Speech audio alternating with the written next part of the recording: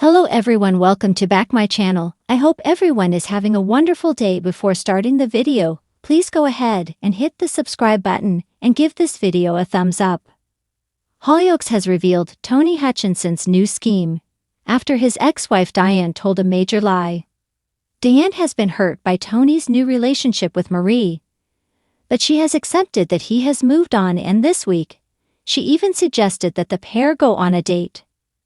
Ro has made it clear that he isn't impressed by his dad's romance, and he wasn't happy as he watched him get ready for the date.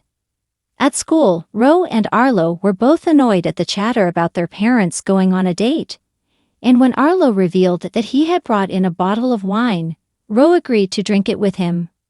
Things didn't end well, as when Arlo made sure that Ro was caught sleeping in class, John Paul was shocked to discover the wine in Ro's bag.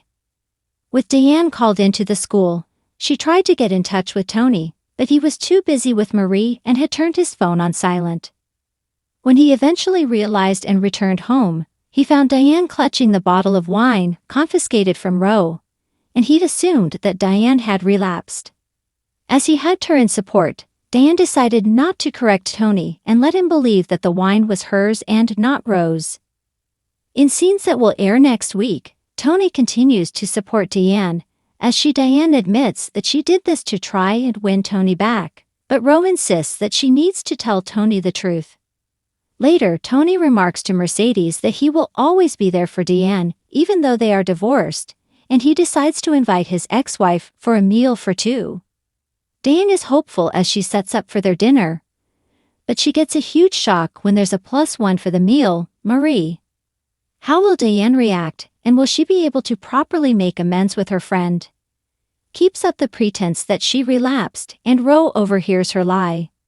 Here's a creative 1,000-word piece inspired by a potential Hollyoaks storyline involving Tony and Diane. Let's dive in. Hollyoaks. Tony's new scheme after Diane's huge lie. The flickering neon of the Hutch's sign reflected in the puddles of the chilly November night. Inside, Tony Hutchinson wiped his hands on a towel, his gaze distant. The usually bustling bistro was eerily quiet, save for the low hum of the fridge and the occasional clink of cutlery as he tidied up. His thoughts were anything but still. Diane had lied. Not a white lie, not even something forgivable. No, Diane had gone behind his back in a way that threatened to tear everything apart. It had started 2 weeks ago when Tony noticed discrepancies in their shared accounts. At first, he brushed it off as a miscalculation, but when a significant sum of money vanished without explanation, Tony couldn't ignore it any longer. Tony? He turned to see Scott, his ever-enthusiastic cousin, standing in the doorway. The concern etched on Scott's face was unusual for someone who typically thrived on drama. "You okay, cuz? You've been staring at that same fork for 5 minutes." Tony sighed, setting the cutlery down. "I'm fine, Scott. Just a lot on my mind." Scott raised an eyebrow and perched on a bar stool. "Is this about Diane? Because I saw her earlier, and she looked like she'd just seen a ghost."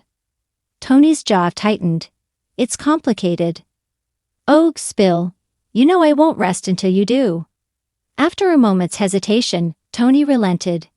"She's been siphoning money, Scott. Thousands. I confronted her, and she admitted it, but only because I caught her red-handed. She said it was for the kids, for their future, but," his voice broke, "I don't know if I believe her." Scott's face softened. "Tony, that's massive. Have you thought about why she'd do it? I mean, Diane's not exactly one for risky business." Tony's eyes darkened. "That's the thing. I think there's more to this than she's letting on, and I'm going to find out exactly what she's hiding." The following day, Diane paced the kitchen of their home, wringing her hands. She had underestimated Tony's ability to piece things together. For weeks, she had lived with the gnawing guilt of her deception, but desperation had driven her actions. A knock on the door interrupted her spiraling thoughts. She opened it to find Edward, a smarmy man in his late 40s with a shark-like grin. "You can't keep showing up here," Diane hissed, glancing over her shoulder. Edward shrugged, stepping inside without an invitation. Relax. I'm just here to check in on our little arrangement. You've made the payments so far, told you I'm working but I on need it. the rest. Diane snapped. But Tommy's getting suspicious. I can't keep pulling money from the business without him noticing. Edward leaned closer, his voice dripping with menace. Then you better think of another way, Diane. Remember, if you don't pay up, I'll make sure everyone knows about your little secret. Diane's stomach churned. She hated Edward with every fiber of her being, but she had no choice. If Tony found out why she was funneling money to this man, it would destroy their family. Meanwhile, Tony had his own plans in motion. With Scott's help, he'd set up a hidden camera in the Hutch's office, hoping to catch Diane in the act. He hated resorting to such measures, but he couldn't sit idly by. That evening, as he reviewed the footage, he spotted something unusual. Diane had been in the office, rummaging through files. She looked frantic, her eyes darting toward the door every few seconds. She pulled out a folder marked *invoices*, stuffed something into her purse, and left in a hurry. Tony rewound the footage, focusing on her hands. What had she taken?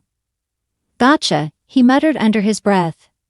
The next morning, Tony confronted Diane. You've been sneaking around the hutch, he began, crossing his arms as she entered the kitchen. What were you looking for in the invoices folder? Diane froze, her cheeks flushing. I don't know what you're talking about. Don't lie to me. Tony's voice rose. I saw you on the security footage. You've been taking money, sneaking around, and now this. Tell me the truth, Diane. Tears welled up in Diane's eyes. I can't. You can't. Or you won't. Tony demanded. I'm doing this to protect us. She blurted out. If I tell you, you'll hate me, Tony. You'll never forgive me. Tony softened, but only slightly. Diane, whatever it is, we can face it together. But you have to be honest with me. Diane hesitated, then shook her head. I can't. Frustrated, Tony decided to take matters into his own hands. With the help of Verity, who was always one for sniffing out a scandal, Tony uncovered Edward's identity. A quick internet search revealed that Edward was a known con artist who preyed on vulnerable people, coercing them into parting with their money through blackmail. Tony's heart sank. What had Diane gotten herself into? He confronted her again that evening, this time armed with his newfound knowledge. Who is Edward? He asked, holding up a printout of Edward's criminal record. Diane paled. How do you know about him? I'm asking the questions, Diane. Why is this man blackmailing you? Diane crumpled into a chair, burying her face in her hands. It's about something that happened years ago, before we were even together. Edward found out, and he threatened to tell you, to tell everyone. I couldn't let that happen, Tony. What did you do? Tony's voice was barely above a whisper. Diane took a shaky breath. It was a mistake, a stupid mistake. I was desperate for money, and I got involved in something illegal. Edward found out and has been holding it over my head ever since. Tony stared at her, the weight of her confession sinking in. Part of him wanted to scream, to demand why she hadn't trusted him. But another part saw the fear in her eyes and knew she had been trying to protect their family. We're going to fix this, he said finally. How? Diane asked, her voice trembling. Tony's expression hardened. Leave that to me. Over the next few days, Tony put his plan into action. With Verity's legal expertise and Scott's flair for theatrics, they staged a trap for Edward. They lured him to the hutch under the guise of a final payment from Diane. When Edward arrived, smug and overconfident, he was met not only by Diane, but by Tony, Verity, and a hidden camera crew Scott had arranged. What's this? Edward sneered. This is the end of your little game, Tony said, stepping forward. We've got everything on tape. If you don't leave Diane alone, I'll make sure the police get a copy of this, and your record will grow even longer. Edward's smirk faltered. He glanced at the camera, then at Diane. This isn't over, he growled before storming out. Diane collapsed into Tony's arms, tears streaming down her face. "I'm so sorry, Tony. I should have told you everything." Tony held her tightly. "We'll get through this. But no more secrets, Diane. We're a team, remember?" As the drama subsided, Tony couldn't help but feel a renewed sense of purpose. He had protected his family, and despite the lies and deception, his love for Diane remained unshaken. For now, at least, the storm had passed. But in Hollyoaks, trouble was never far away. Thanks for watching this video, and please subscribe our Hollyoaks Update YouTube channel for more update news.